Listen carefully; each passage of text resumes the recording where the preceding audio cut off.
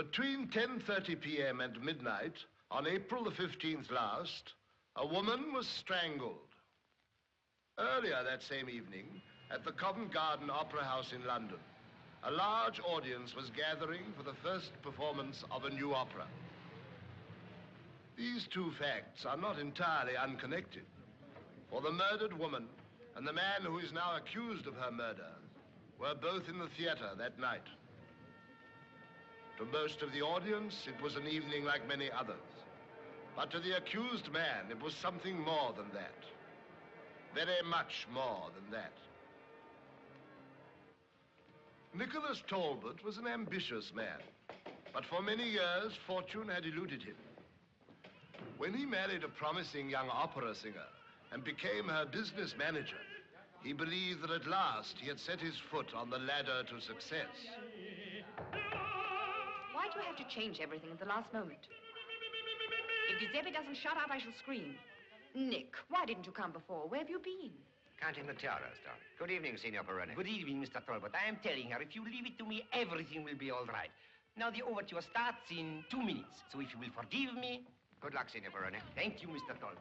Lady Pratt's here. Do you remember her at Cannes? Magnificent bust, blazing with jewels. Nick, I've had nerves before, but never like this. Nonsense. You're always like this until you start But to sing. tonight, it's so very important to us. If I flop this time... Of course. Why should you flop this time? Because it's my first time in London, because I'm terrified, because I've forgotten everything.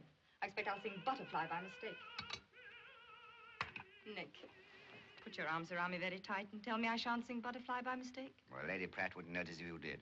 She might stop talking just long enough to ask why you went in a Japanese costume, but that's about all. What about the critics? Oh, it'd take more than that to get them out of the bar. It's the aria that worries me. Perrone keeps altering the tempo. Now, has Perrone ever let you down? No, never, bless him. Very well, then. 3 minutes, please, Miss Shelley. Now for it. Off you go and keep your fingers crossed. Wait a minute. Nick, I thought you'd forgotten. All right now?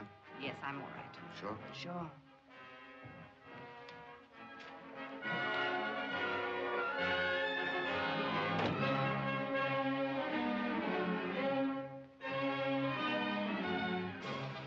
Hello, Nick. Hello, Uncle Nick. How's everything? Splendid. I say, this is a ringside seat. How did you manage it? Influence. I know the stars like it. Expect she's nervous. A bit, but she never really flies off the handle till it's all over. And when she does, what do you do? Duck.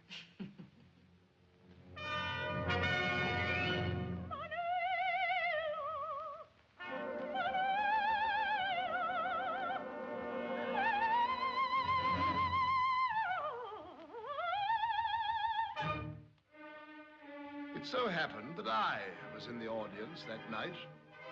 Little did I realize then how closely I was later to be associated with the tragic events that were to follow.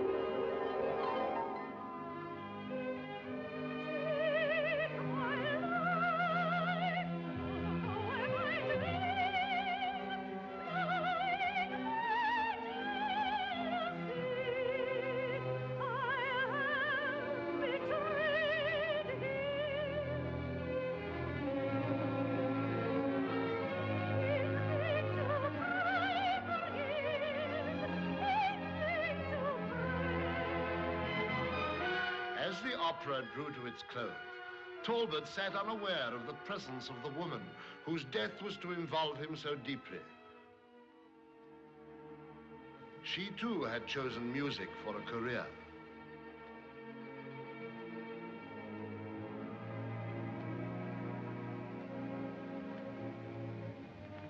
I saw him at the court when he was tried. The sentence passed, his fate was dead. When softly the love within me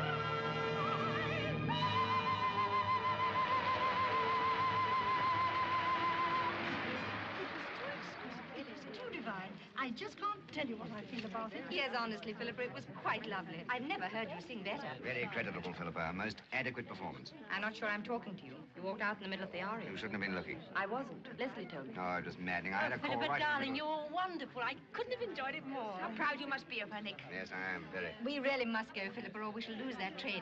I can't tell you how much I've enjoyed myself. And you have too, haven't you, Leslie? It was wizard, Aunt Philippa. I enjoyed it very much. I could see it was awfully good music. I'll get you a taxi, Joan. It's pouring with rain. Goodbye, darling. Good night, dear. A few minutes later, as Talbot was returning to the dressing room, Nicky! Nicky!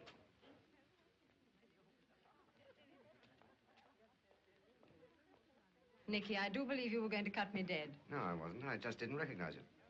Have I changed all that much? No, not a bit, but after all, it's a long time. Yes, it is, isn't it? What are you doing here? Playing in the orchestra. I didn't see you at rehearsals. No, somebody went down with flu. I got the job at the last moment. What were you doing at rehearsals? Shifting scenery. Nicky, not really. Well, that's a joke, I suppose. What are you doing here? And just at the moment, I'm waiting for Philippa. Philippa Shelley. Oh, She's my wife, you know. no, I didn't know. You've gone up in the world. But you were always lucky. Yes, I have been lucky. I hope things have been good for you, too. Me? I've had one smack in the eye after another.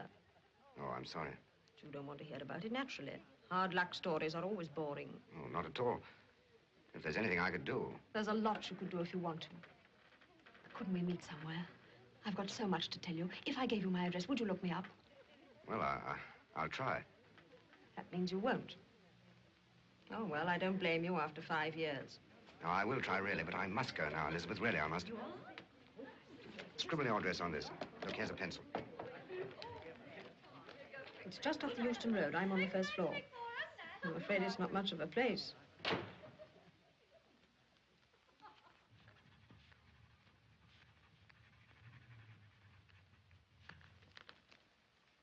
Nicky, I need you badly. You will come, won't you? Yes, why don't we all have lunch somewhere? It's lovely. Here you are. Wondered where you'd got to. I'm sorry, darling. I ran into an old friend. Good night, Philippa. Good night. Good night, Nick. Good night. Elizabeth, may I introduce you to my wife, or have you met already? No, we haven't met. How do you do, Miss? Russman, Elizabeth Russman. How do you do, Miss Shelley? I had no idea you were Nicky's wife. Do you mind if I drag him away? You'll excuse us, won't you, Elizabeth? Yes, of course. Good night, Miss Shelley. I'm glad to have met you. I'm glad to have met you.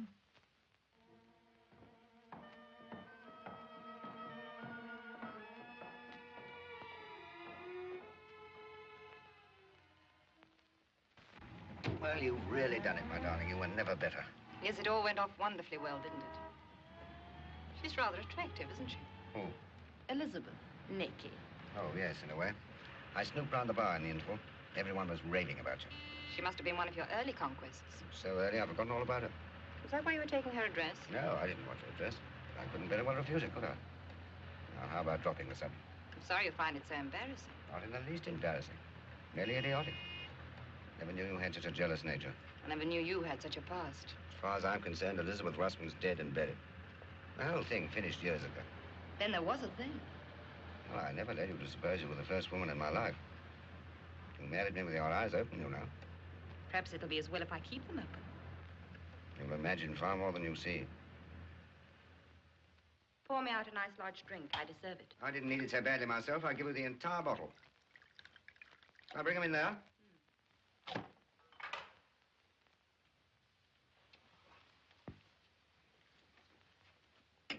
Nick, lend me a pencil.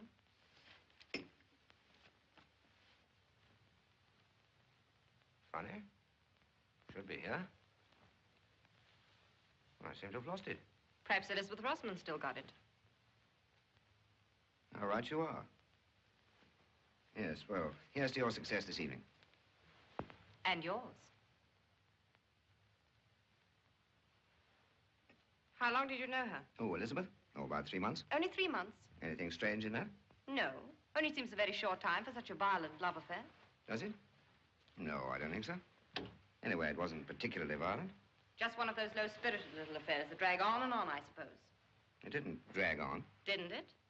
Yet after 5 years, you had to rush out in the middle of the last act just because you'd seen her. Even if I had seen her, what good would it have done me to rush out, as you call it, when she was busy fiddling away in the orchestra? That's what I'm wondering. I tell you, I went out on business. Business? Yes, business. Couldn't it have waited? What? I said, couldn't it have waited? No, it couldn't. Did she send you a note or something? Now, listen, Philippa, I know it's only reaction. You get these queen wasp fits after a big strain, but will you please put me on the carpet for something else and lay off this topic because I don't like it? I see you don't like it. I can't think why if it's all supposed to be over. Well, of course it's over, but that sort of meeting's always embarrassing. Is it? I would have thought you would have found out some sort of technique for it by now. You any good at mathematics? No, why? I've been working it out. We've been back in England 3 weeks. If we meet one discarded mistress every 3 weeks, that'll work out nearly 20 a year, won't it? There are times, Philippa, when you're extremely irritating. No wonder you arrange those foreign tours. For the love of heaven, shut up!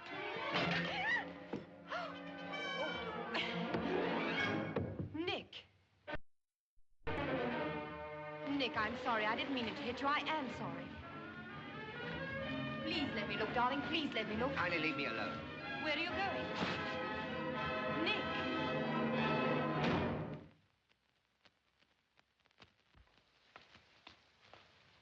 Nicholas Talbot and his wife are the only two people who know for certain the truth of what happened in their flat that night.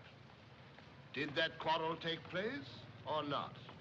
Husband and wife have both at various times told different stories. But the Crown is not so much concerned with what happened then as with what happened later. It will set before you the chain of events, the sinister accumulation of small but indisputable facts which form the sum of the evidence against the man standing in that dock. Nicholas Talbot is charged with murder, and I shall invite you to come to the conclusion, upon the evidence to be given, that he is guilty of murder. At 10:15 on April the 15th, he returned to his apartment accompanied by his wife. 20 minutes later, he was seen leaving the building again, this time alone. It is the Crown's submission that the accused, when he left his home, proceeded immediately to Rathland Mansions, the lodgings of Elizabeth Russell.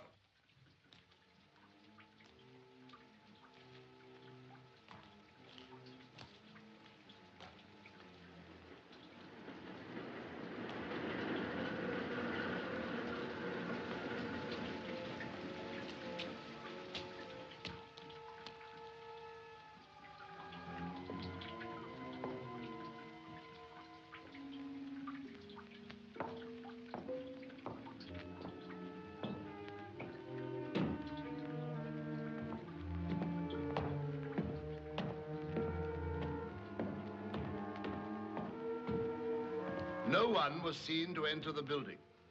The landlady had gone to the pictures. Her husband, George Grieve, had stayed in until 10:30, then he too went out. Grieve will tell you that he was away for approximately 30 minutes, the vital 30 minutes during which the crime took place. There is bound to be a certain amount of conjecture as to what occurred in the murdered woman's bedroom during those 30 minutes.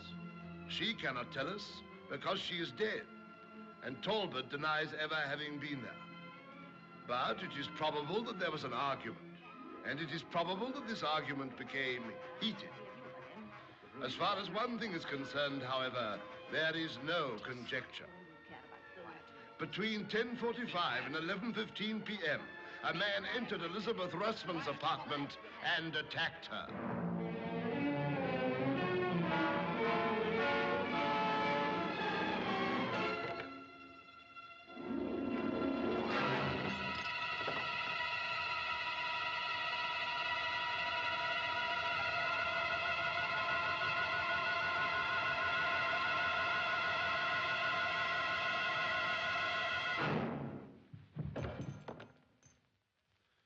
In the submission of the Crown, that man was Nicholas Talbot.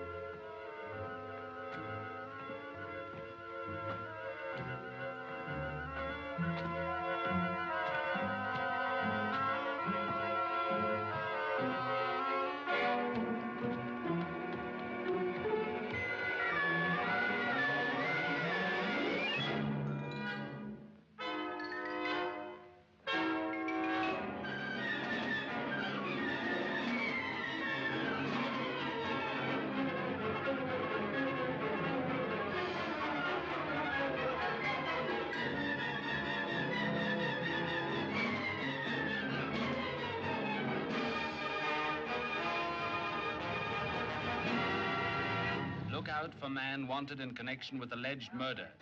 Seen leaving 216 Rathlen Mansions at approximately 23:05 hours. Dressed in brown trilby hat and raincoat. May have injury to forehead.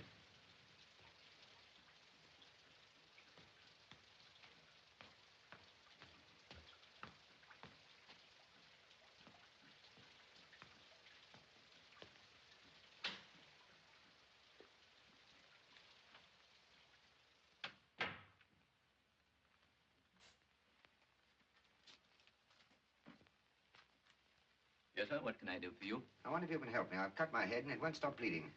I'll do my best. Would you mind coming under this light? Lucky to find you open. I've tried about 5 already. Oh. Quite a deep cut. Have you fallen? Down some steps.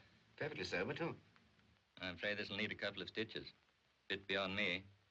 Why don't you go to the Fitzroy Street Hospital? It's only just round the corner. Oh, can't you just stop it bleeding? We'll leave you with a nasty scar. Oh, very well. Second on the left. About 100 yards down. Thanks. You're welcome. Good night. Good night.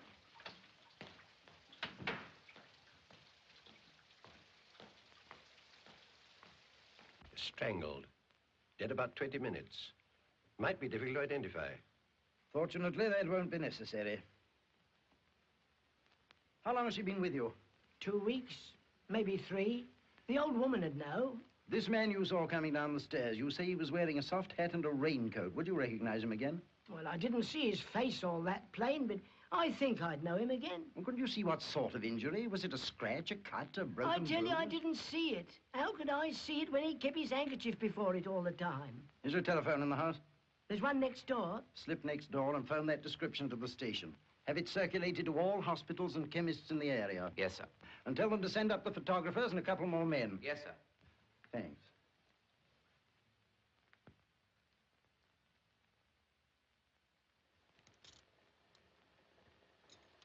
This your first accident casualty? Good heavens, no. What makes you think so? Well, you're so young, you can't have been at it very long. Over 6 weeks now. Think you made a good job of it? Lovely. I couldn't have done better than this if I got my fellowship. It's the prettiest job as ever I saw. No glass in the wound, by the way. How did it happen, you say? Taxi skidded and hit a lamp standard. It's like you didn't overturn. I was in a little MG Sports once on the Brighton Road. We were taking a corner at about 68 when a tire burst. You're wanted on the phone. Who, me? Well, you're in charge, aren't you? Who wants me? Is it a lady? They didn't say. Well, anyway, we skidded twice round, went through a gate and ran into a cow. Of course, that stopped us dead. It was as pretty a piece of driving as ever I saw. Excuse me. What happened to the cow? The farmer was insured. Is that the doctor in charge? This is Fitzroy Lane Police Station.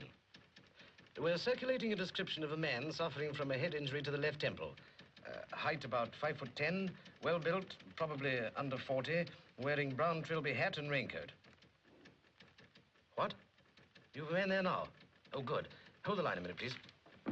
Hello? The yard to phone back, sir. There's a man answering to that description being treated at the Fitzroy Street Hospital now. They've got the doctor holding on.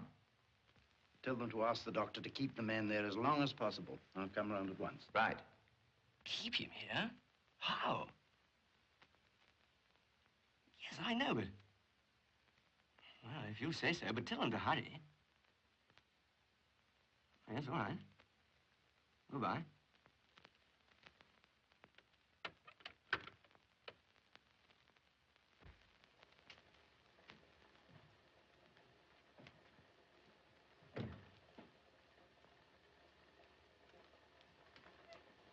Anything important? Huh? Oh, no, nothing very much. Now, let me see. Where was I? You've just killed a cow, and if you don't mind, I'll be getting along. Just a minute. I think I ought to take just one more look, don't you? Let me see. Mm-hmm. Well, just coming through there a bit. I think I better put a little more wool on, just to keep it quite dry. Give me another bit of plaster, nurse. But don't you think Give me another bit of plaster. Don't forget, I want to get my hat on. Well, the best thing you can do is to go straight home in a taxi. No, I'll walk. It's stopped raining. Oh, no, you shouldn't do that. I'll phone for a taxi. Well, thanks all the same. I'd like to get some air.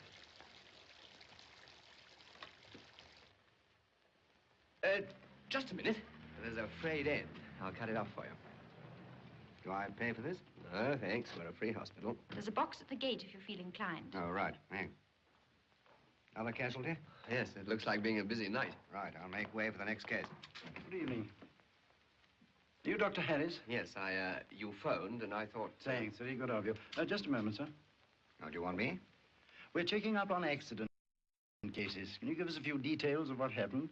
You have been in a car crash, haven't you? Only a slight one, nothing to bother about. Was it a taxi? Yes. I see you've been hurt, though. It was the glass. Where did this happen, Mr. Talbot. Mr. Talbot? Oh, not far from here, near the Euston Road. Was it reported to the police? Well, I really couldn't tell you. I expect it was. Just a moment. Were you going home when the accident occurred? Does it matter? It does, rather. Well, yes, I was. Where had you been? I don't find this very funny. Have you any reason for questioning me? As a matter of fact, we have. You ever seen this before? Looks like a photograph of me. Doctor, would you and Sister mind leaving us a moment? No, of course not. Thank you.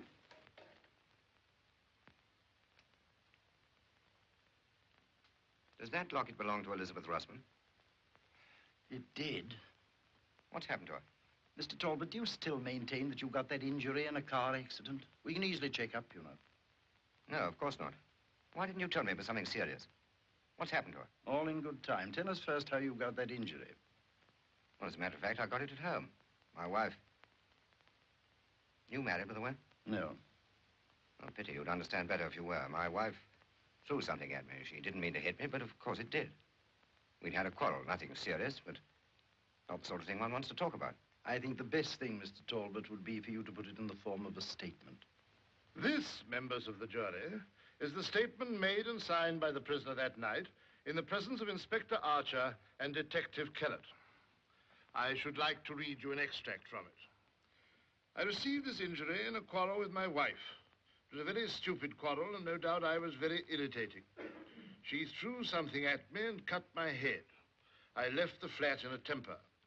I walked around the streets for half an hour before going into a chemist's shop to get my injury dressed. A very plausible statement, I'm sure. The sort of statement that might come into anybody's mind. But when in the early hours of the morning, Inspector Archer and Kellett went round to Pelham Court to see Mrs. Talbot, they found no signs of a quarrel. They proceeded to ask her one or two simple questions. Mrs. Talbot, do you know a Miss Elizabeth Russman? Yes, slightly. I met her for the first time this evening. Why? What's happened? She's dead. Dead? But I don't understand. Was Nick there? You think it likely? Oh, no, that's impossible. Impossible? Then why did she ask the question? Now, the police had one more fact to elicit. In view of Talbot's statement, a very important fact. There's no kind of quarrel. Oh, no, nothing of that sort. You're sure of that? Quite sure. At that time, she was quite sure. At a subsequent date, as we shall see, she changed her mind. I leave you to draw your own conclusions. Now, what is the next thing the accused man says? I never at any time went near Elizabeth Russman's flat. But on the following morning, George Grieve, who was the only man who saw the murderer leave Rathlam Mansions, attended an identification parade. There were 8 men lined up at that parade, including the accused. They were all dressed exactly alike, in trilby hats and raincoats. And each man had a plaster on the left-hand side of his forehead. Now, among those 8 men, whom did Grieve identify?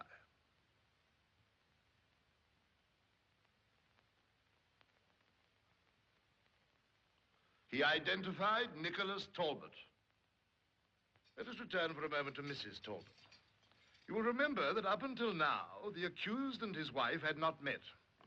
No doubt this accounts for the fact that their stories differed in almost every important particular.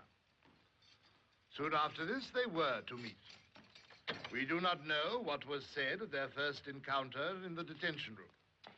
It is perhaps not necessary for us to speculate. The service here is awful. I couldn't get a morning paper. What were the notices like? I didn't look. I was far too worried about you. Now, don't be worried. It's just an idiotic mistake, that's all. But to make matters worse, some fellows now identified me as the man. But that's impossible. How could he? I must have a criminal look, I suppose. Anyway, it's time we had a lawyer. That's what I thought. I got Frobisher outside. Good for you. After you left last night, I felt so ashamed. So did I. By the time I'd had my head sewn up, I knew it was just your way of letting off steam. I ought to have laughed you out of it.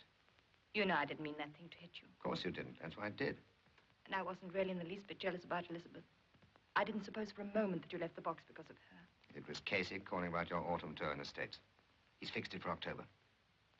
That makes me feel very small. No, listen, my darling. Last night was yesterday. And no good can come of crying about it. If I'd told you about Casey yesterday, this would never have happened. So we're both to blame. Now, you go and get Frobisher. And don't worry. Sooner or later, they're bound to pick up the man who really did it.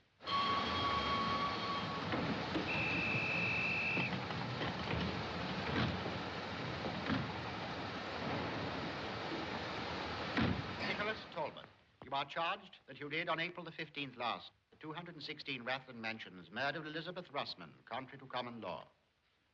You're not obliged to say anything unless you wish to do so, but anything you say will be taken down in writing and may be given in evidence. I prefer not to say anything at the moment. You will appear before the magistrate this afternoon. I beg of you. How long is this farce going on? Mrs. Talbot, it's only fair to remind you that you and your husband told conflicting stories to begin with. But even if there was this quarrel on the night of the murder... Even? So you've quite made up your mind Nick did it? The jury will decide that. Can you try, just for a minute, to see it as I see it? I know you're wrong. I know Nick couldn't do it. And I know that all this time there's a real murderer somewhere, putting himself further and further out of your reach.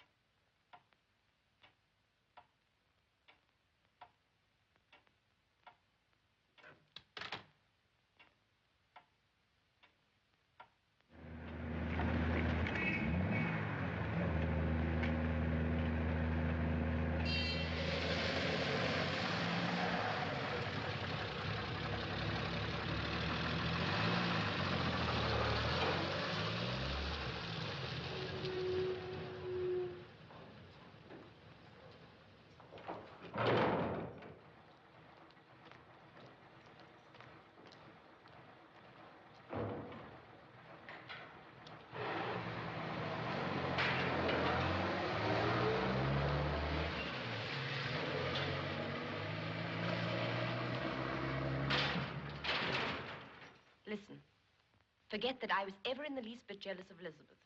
Tell me over again everything you can remember about her. Darling, I have told you. I've got good reason for asking you, Nick. Until she turned up in London recently, no one seems to have seen her for 3 years. Even the police don't know where she's been. It's terribly important to us to trace those 3 years. Don't you see that your life may depend on it? Don't you think I'd help you if I could? The police haven't even got a photograph. You haven't got one, have you, Nick? No. I did have a snap, but I tore it up years ago. She may have been living under a different name. But if there was a photograph and they published it in the papers, somebody would be sure to recognize her. Did she ever tell you her plans? Don't think she did. Or her friends? Don't think she had any. None that I knew of, anyway. I'm determined, whatever happens, to find a photograph. And I'm determined to find out where she's been. You must know something about her, Nick. Think. Try to think. Anything. She might have gone back to Holland. Holland? Yes, she was Dutch. At least her mother was Dutch. Nick, I'm going to Holland. I'm going to try and find her mother.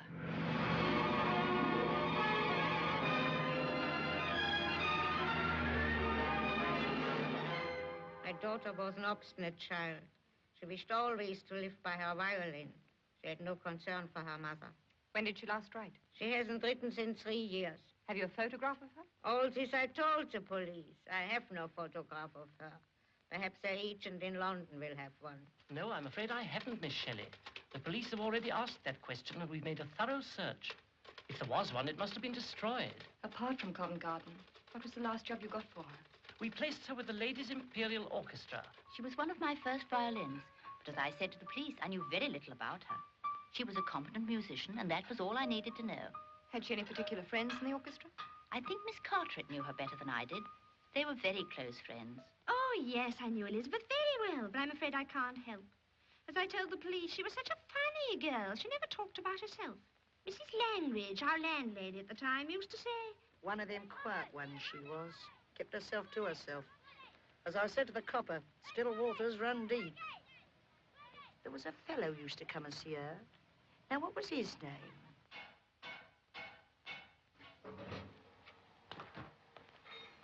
I believe you knew a Miss Elizabeth Russman, Mr. Shaw. I've said all I've got to say to the police. If you want to know anything, ask them. Everywhere I've been, the police have been first. But I know that you're making the most terrible mistake. The evidence we've got is available to your solicitors. It isn't the evidence you've got. It's the evidence you haven't got. Where's Elizabeth Russman been for the last 3 years? Mrs. Talbot, I'm going to tell you something that, strictly speaking, is off the record. 3 years ago, Elizabeth Russman had an illegitimate child.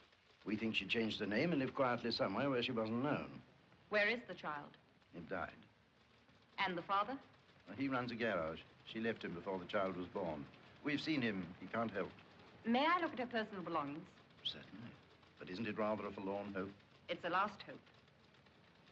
Like everything else, they're English. She obviously hasn't been abroad. Have you identified these things? The shoes are from a multiple store, the dress is by London Modes, who have shops all over the country, and the nightdress is Celanese. Had she no personal papers? The murderer destroyed them. Was this hers? It was with the others. Looks as though it might be a piece of her own work. I wonder. Do you mind if I take it away with me? I'm afraid I can't let you do that. And may I copy it down? Oh, by all means.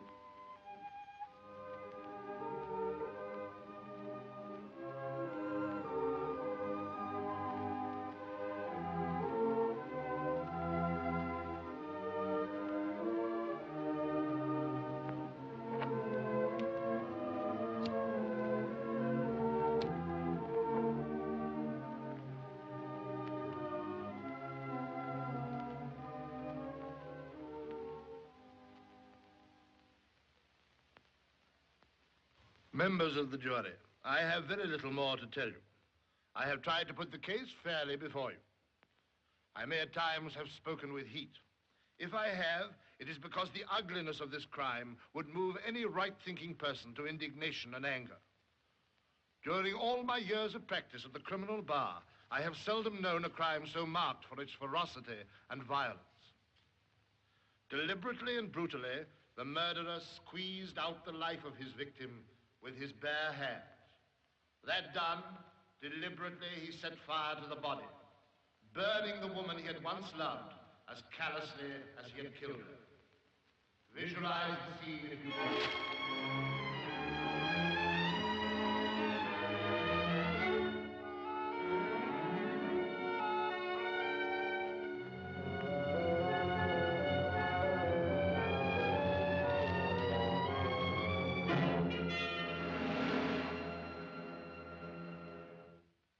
Mr. Talbot, did you or did you not love Elizabeth Russman? At one time, I thought I did. I see. And when you found out that you didn't, you just slipped away and left her, and that was all as far as you were concerned. Yes. Yes. Now, during the alleged quarrel on the night of the murder, did your wife learn for the first time of your association with Elizabeth Russman? I must tell you, Mr. Talbot, that you do not have to answer that question unless you wish. I've no reason for not answering it, my lord. My wife did learn about it for the first time during the quarrel. Do you think she would have married you if she'd have known of it sooner? I'm certain she would. And yet on the occasion she learned of it, according to your own story, she flung something at your head and cut it open. Yes. Here. Now let us turn to this writing on the program. Alas, the love of women. What does that convey to you? It's from Byron. Miss Russman and I had read Don Juan together, and alas, the love of women had become rather a joke with us. Oh. Perhaps as you read it together, you could remember the last two lines of that stanza. No, I've no idea what they are. Perhaps Elizabeth Russman expected you to remember. Perhaps. Does it matter? It does indeed. Let me refresh your memory. Alas, the love of women. It is known to be a lovely and a fearful thing. And the stanza ends, and their revenge is as the tiger's spring, deadly and quick and crushing. I put it to you that you were terrified that Elizabeth Russman was going to try and come between you and your wife. I was not in the least terrified. Mr. Talbot, what is your employment? I act as my wife's manager. So that all the money she earns comes into your hands? It comes through my hands. I take a small percentage for what I do on her behalf, and the rest goes straight into her personal account. Apart from this income from your wife, can you just tell the court what personal money you have? Is that necessary, my lord? I think it's a relevant question. I have about £1,000 in cash and a few shares in a mining syndicate. Not a large fortune, as fortunes go. Not as yours goes, perhaps. Lord, I ask to be protected from the sarcasm of the witness. You must answer the questions in a proper manner. Yes, my lord, if they are put in a proper manner. This attitude will not help you, Mr. Talbot. Before your marriage, did you have any regular employment? I did a variety of things. I see, a rolling stone. I often worked regularly and hard. But you made no money? I made no money. So that when you met your wife, your financial prospects were not as bright as hers? I didn't marry my wife for her money, if that's what you're suggesting. At that time, she had less than I did. But a big future? If properly managed, yes. But it was not assured. But it was assured on the night that Elizabeth Russman suddenly appeared at Covent Garden. Yes, I'm glad to say it was. So that in the event of a breakup in your marriage, you stood to lose not merely your wife's affection, but her money as well. I was not interested in her money, and there was no question of a breakup. If there was a breakup, did you or did you not stand to lose financially? I stood to lose far more than that. But you did stand to lose financially? Yes. Thank you. The prosecution suggests that the accused had a motive. I say to you frankly, if the existence of an old love affair were a sufficient motive for murder, almost every man in this court would have such a motive. If you can bring yourselves to believe that such a man would commit a brutal murder for so flimsy a reason, can you also believe that he would be so careless as to advertise his injury near the scene of the crime? The prosecution asks us to believe that Talbot, hurt in the struggle, went at once to the nearest hospital and asked for his wound to be dressed. Look at him in the dock. Look at him closely. I ask you first if he looks like a murderer, and second, if he looks like a fool. Remember that on your decision depends a man's life. You and only you can decide if this man shall die, or if he shall return to the woman who believes, as I do, so confidently in his innocence. If new facts come to light about this case, as well they may, you, each one of you, will bear the responsibility of sending an innocent man to be hanged. I don't believe you will accept that responsibility. I believe that a verdict of not guilty is the only possible verdict you can return. The prosecution has never at any time suggested that the prisoner cold-bloodedly planned his crime. These things occur in heat and passion. And I submit to you that when my learned friend suggested that you should ask yourselves whether the accused looked like a murderer, he's attempting to obscure the issue. Who knows what a murderer should look like? I ask you to confine yourselves not to appearances, but to facts. The prisoner had a motive, and a motive which, as my learned friend has pointed out to you, is one which will be widely understood. The prisoner is unable to furnish an alibi. He tells conflicting stories to account for his movements. He is identified by the only person who saw the murderer leave the apartment. His silver pencil is found lying near the dead woman's body. These are the facts, members of the jury. Facts. Short of an actual witnessing of the crime, what more could you have? Justice demands that you shall find Nicholas Talbot guilty. I think, Sir Alfred, that would be a suitable point at which to adjourn for today. Yes, Your Lordship, please.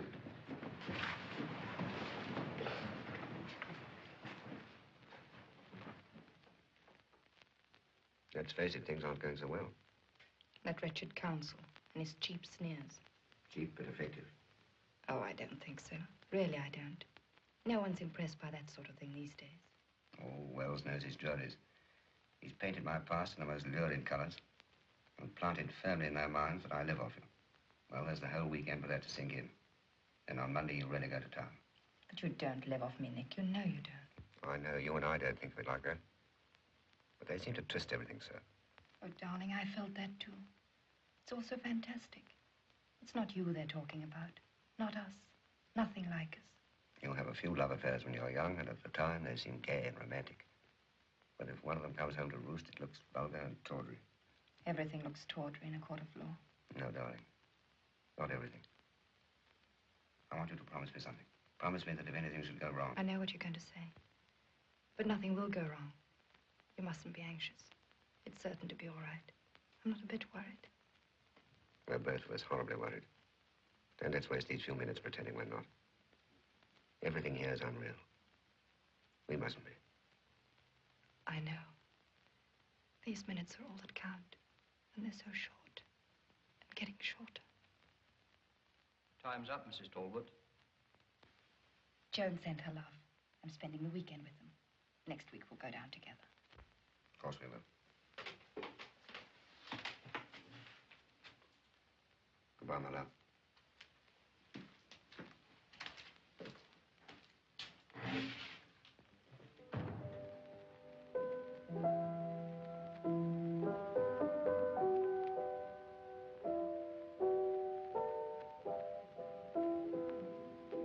Daddy, where's Venezuela? Venezuela in South America. This is a funny postmark. Where's Puerto Rico, Dad? Not too loud, darling. Daddy, where's Puerto Rico? In South America. Yes, but what part of South America? I thought you were good at geography. Get an atlas and look it up. I don't believe you know.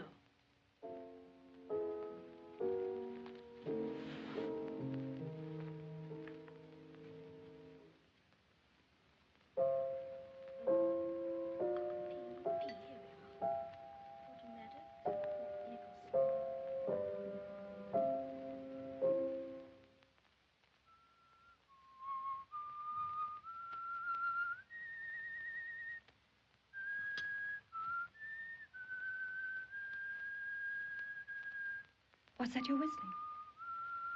What's that you're whistling? What? That tune. Where did you hear it? Why, you just played it, Aunt Philippa. Yes, but you couldn't remember it like that on one hearing. You got it perfectly. Where did you hear it? I can't remember. Try to think, Leslie. This was the tune. Listen.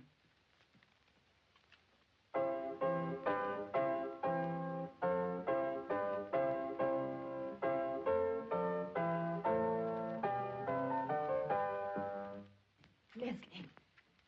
Yes, I remember it. It was the tune Bungie Baker had on the brain in the Christmas halls. Who's Bungie Baker? He's a friend of Leslie's. He spent Christmas with us. I suppose I did have it on the brain a bit last Christmas.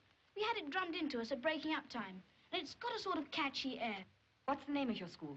Penmare. That's the name of the village, too. It's in Scotland. About 40 miles from Edinburgh. I haven't heard this tune before. Is it a special one for your school? Oh, yes, it's quite new. Someone wrote it at the school. One of the boys? No, one of the masters, I think. I'm afraid I don't quite understand what the importance of this tune is, Mrs. Talbot. It may not be important. It's just that... Well, thank you for your information, Bungie. And thank you for letting me see him. We're only too glad we were able to help. This man, this master, he might be the one link we've been looking for. How did the manuscript come to be in Elizabeth's case? He must have known her. Exactly. I'm going to the school to see him. Yes, it makes sense, but don't let's bank too much on it. We won't. But it's a chance and I'm taking it. I'm catching the night train to Edinburgh. If I'm not back on Monday, don't worry about me. I'll be all right.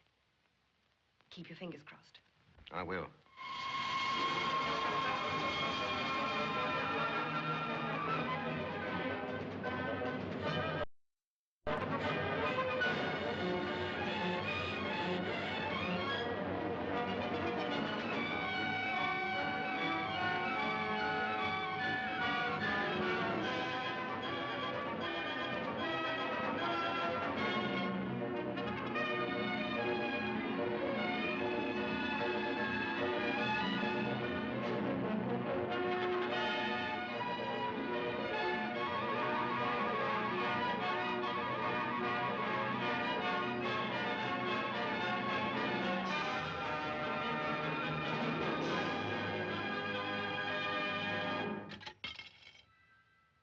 Hello?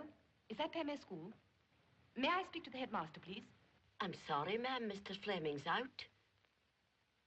No, he won't be back till this evening. What name shall I say? Mrs. Newcomb. Yes, that's right, Newcomb.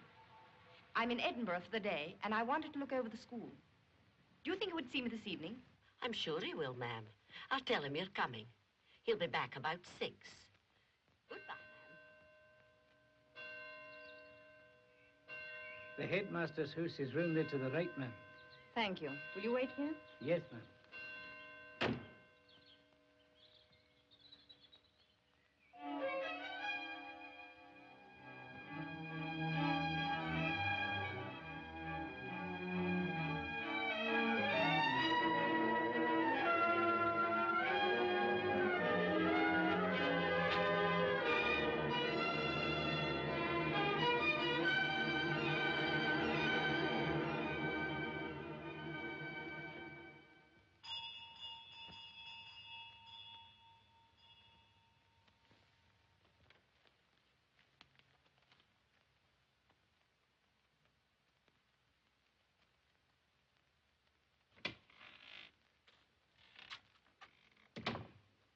Excuse me, sir.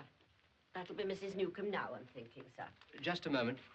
I'll answer the door myself. Very good, sir. What did you say her name was? Mrs. Newcomb, sir.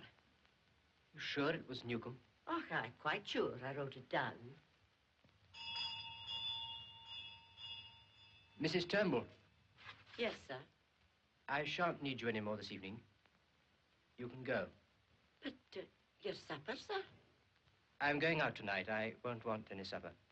Oh, very well, sir.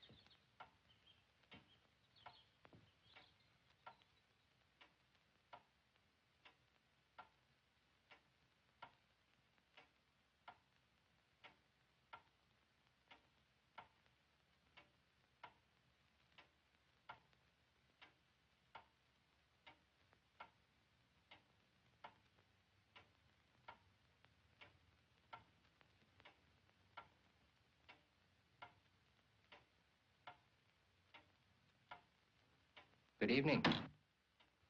Can I help you? I beg your pardon. Are you Mr. Fleming? I am. I'm so sorry. I rang the bell, but there was no reply. Do forgive me. I wanted to see you about sending my son to your school. I see. I came personally because I thought I would like to see the school for myself. It's so necessary, I think, to make sure. Yes. Mrs. Newcomb. Mrs. Newcomb. Should be delighted to show you around. When would be a convenient time? I've got to be back in London tomorrow morning. I'm leaving on the night train. Could we make it now? Very good. I'll get the keys. Most of the buildings are locked up during holidays.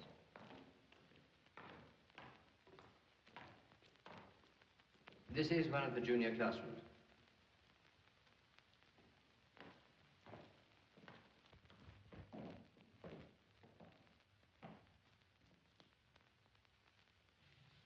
Are you musical, Mr. Fleming? No. I noticed a piano in your sitting room. I should like John to take music lessons. Cantler's our music master. No doubt you saw his name in the prospectus. No, I haven't had a prospectus. I came to Edinburgh on a family matter, and I thought I'd like to call while I was near. I see.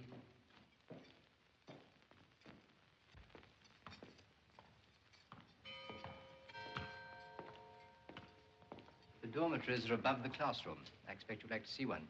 Yes, I would. Thank you.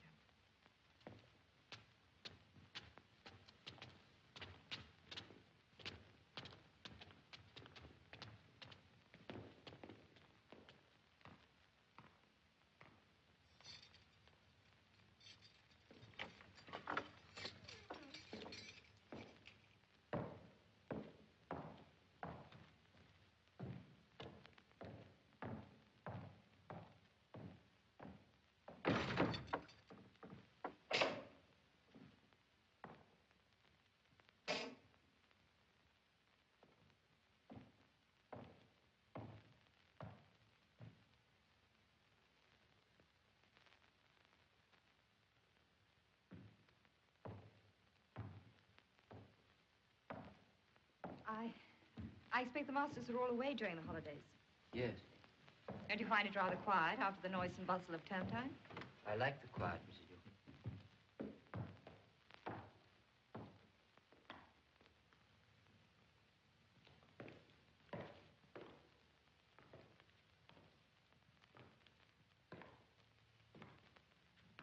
Are you looking for someone you know?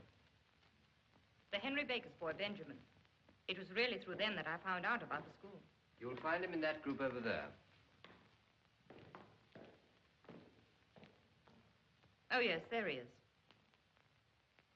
Is that your wife? No. That's the matron. You are married, aren't you? My wife is abroad at the moment. I shall look forward to meeting her. Is she in any of the school groups? No. There seems to be 1 year missing. The negative was damaged that year. No photograph was issued. I see. I should like you to see the chapel before you go.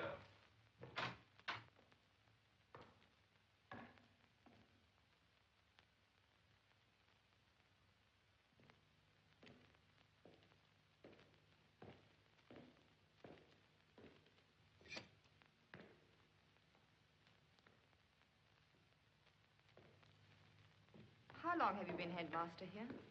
5 years. But I'm leaving at the end of next year. I'm sorry. I shall be sorry, too, in a way. It wasn't really a very good school when I came. It's been a great pleasure watching it grow. But I've been offered the headmastership of Lovell's College. It's a great opportunity. You like your work? Yes, I love teaching. It's the only thing in the world that matters to me.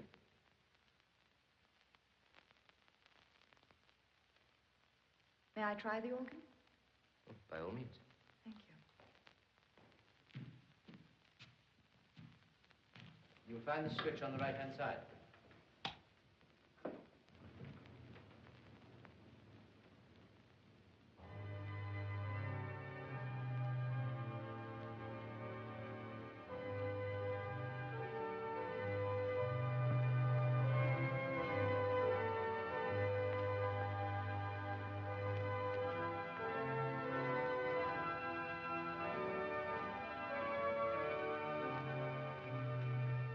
What a pleasant tune this is.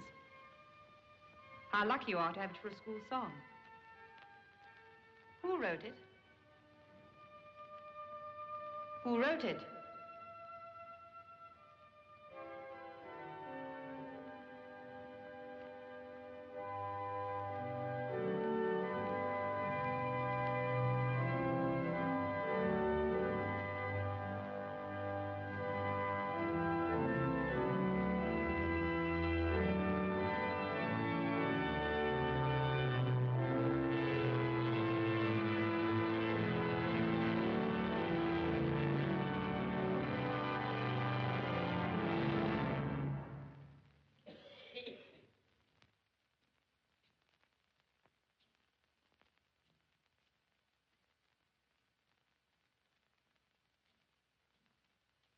The song is based on an old Dutch folk tune. Dutch? Then how did you... It makes a very good school song, I think. Don't you? Yes, very. Well, I better be going, or else I shall miss that train. Of course. Thank you very much for giving me so much of your time. I'm glad I've been able to help. I'll write to you when I get back to London. Please do. You don't have to see me any further. I can find my own way out. Very well. Goodbye, Mrs. Newcomb. Goodbye.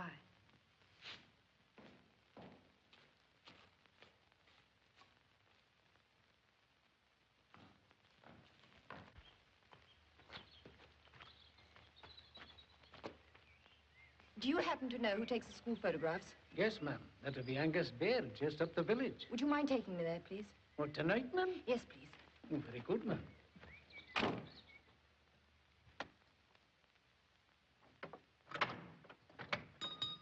Mr. Baird? Aye. Forgive me for troubling you on a Sunday, but I'm very anxious to obtain some photographs of the school. If you come round at 9 o'clock in the morning, the shop will be open and you can see them in a proper manner. I wonder if you could let me have them tonight. I've got to catch a train for London. I neither buy nor sell on the Sabbath day. I don't mind what I pay. I have no interest in money until tomorrow morning.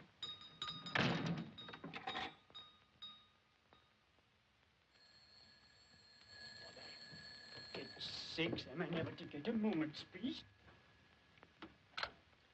Hello? Hello? Oh, good evening, sir. I'm sorry to disturb you on your Sunday evening, but there was someone here today inquiring about the school groups. Have you by any chance had anyone in to see you? Yes, sir. There was a lady here just now, and she was inquiring about school photographs, but I didn't sell her any. I think she wanted a copy of the group you took last year, but she won't be able to have that one, will she, Baird? That's what I thought. Did she say she'd call again? I told her to come back in the morning. I told her that I neither buy nor sell on the Sabbath day. I hope that you agree that I did right, sir. Yes, yes, of course. You did quite right, Baird. Well, I'm sorry you won't be able to help her.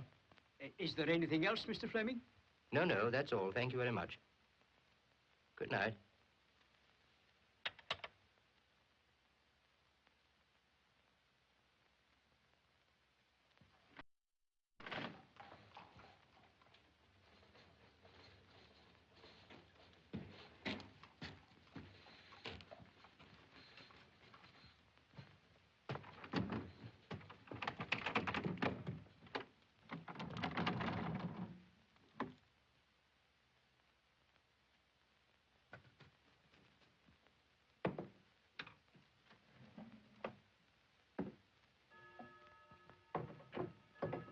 Annie, it's 9 o'clock.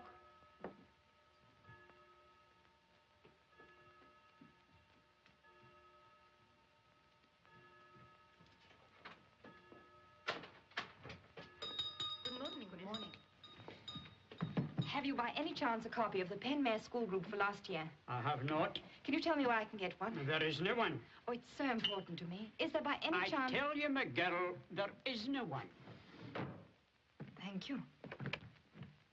I think we kept one of the proofs, Angus, if that would be of any use to the lady. Oh, it would. I'm sure it would. You'll ruin my good name, woman. It's a sore point with him, ma'am. He's usually very careful, but he forgot to lock the dark room door. Oh, here it is.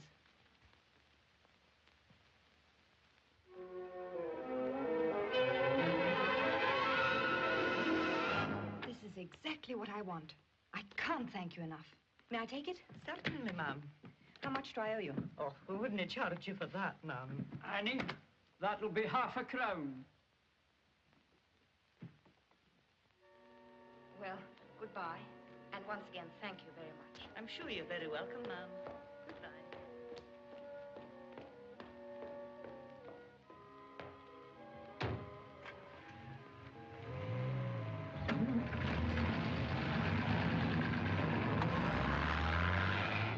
Do hurry. I've a very important phone call to make before I catch the train. Doing my best, miss. Which platform does the London train go from? This one, miss. 10 o'clock. Thank you. Where are the telephones? Round the right.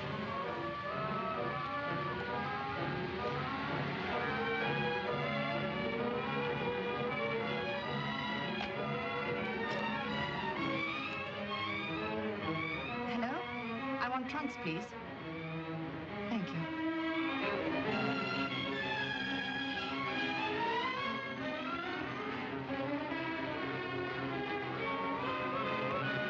Passengers for the 10 o'clock London King's Cross, please join the train, and others stand clear. Hello? Hello?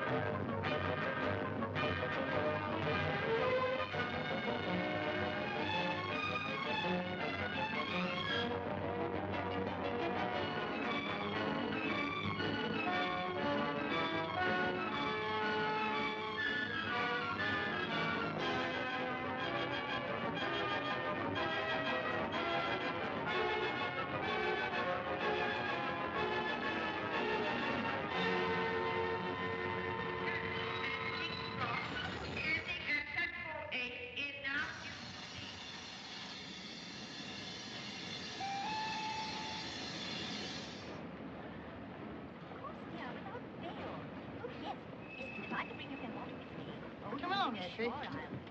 It's no good you trying that one, Dax. Why not? Out of order. Ages since I've seen you, and I just can't wait to have a lovely, long chat. What did you say again?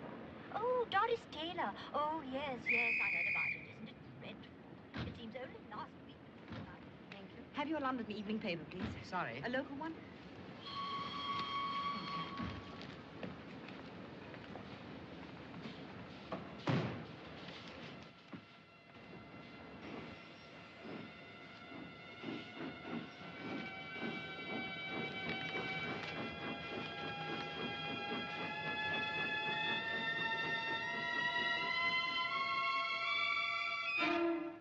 Good afternoon, Mrs. Talbot.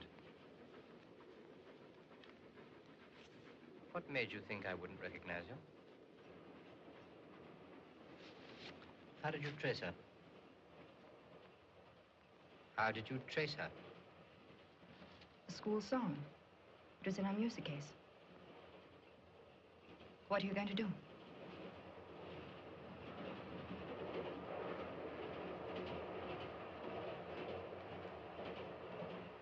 I shouldn't if I were you.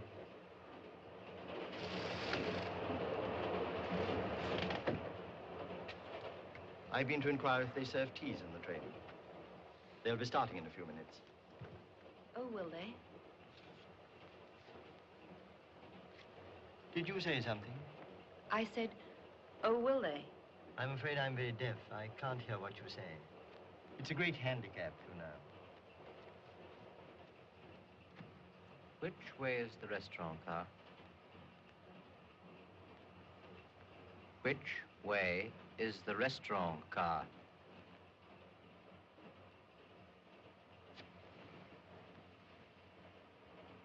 What are you going to do? You killed her, didn't you?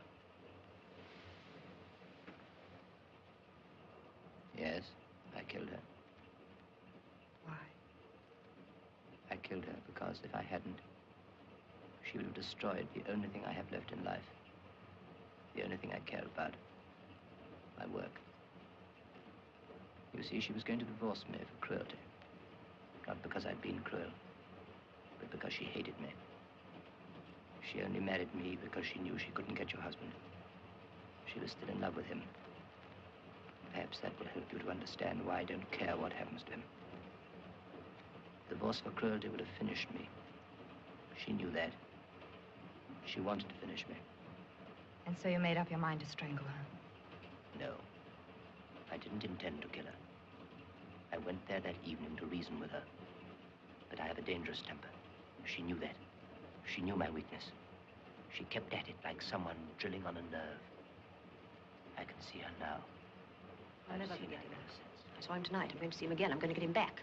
His marriage won't last. He'll get sick of playing second fiddle to her, and I shall be free of you by then. It would ruin me. Serve you right if it does. I shan't mind. I know it's got to finish, but it could be done decently. Decently? That's all you care about, the little tin god with his wonderful gift for teaching. Be careful, Elizabeth. Wife divorces headmaster for cruelty. What would the parents say to that? Be careful, Elizabeth. You and your high moral standards. Getting letters from people all over the place thanking you for turning their sons into prigs and hypocrites like yourself. Be quiet. Those letters to see you lapping them up. Be you quiet. won't get any more, and you won't get that job at Lovell's. Be quiet, By the time I tell you. I'm done with you Be for the quiet. divorce talk, no school on earth will have you.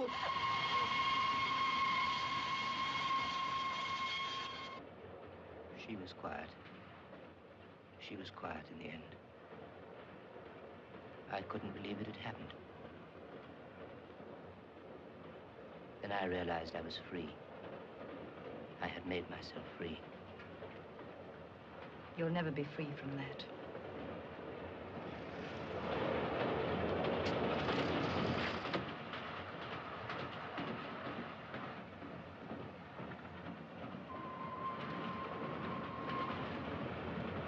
I should like that photograph, Mrs. Talbot.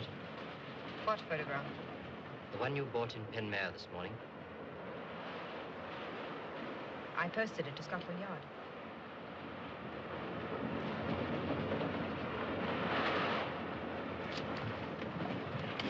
I tell you, I posted it to Scotland Yard.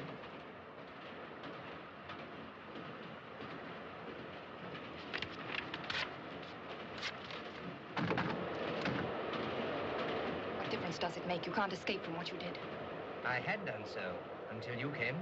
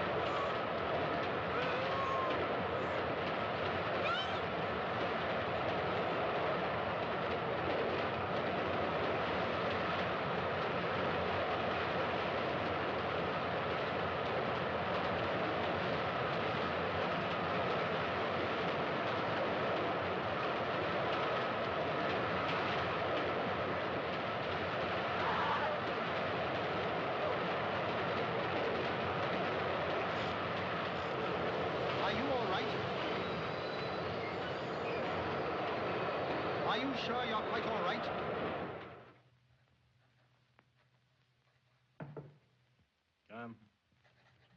Mrs. Talbot, sir. Good. I wanted to see you, Mrs. Talbot. Sit down. Please, Inspector, I must tell you what's happened. I won't keep you a moment.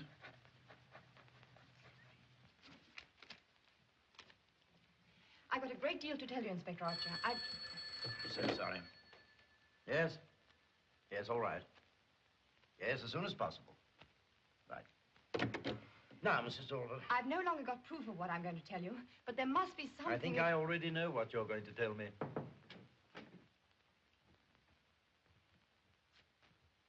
This is what I've been waiting for. Let me introduce Detective Sergeant Hawkins. Detective? Yes, Mrs. Talbot. This is Fleming's confession. Made to you in my hearing on the train. It's all we needed. Get me the Central Criminal Court quickly. I want to get a message through to the clerk of the court.